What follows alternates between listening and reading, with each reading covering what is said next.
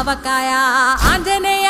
కథ మొదలెట్టినాడు చూడారయ్యా శక్తినంతా చూడగట్టి చెట్టు దులిపినాడు అంజయ్య ఎర్ర ఛాయ కోతి అవతార వెంటమాయ కత్తి సేత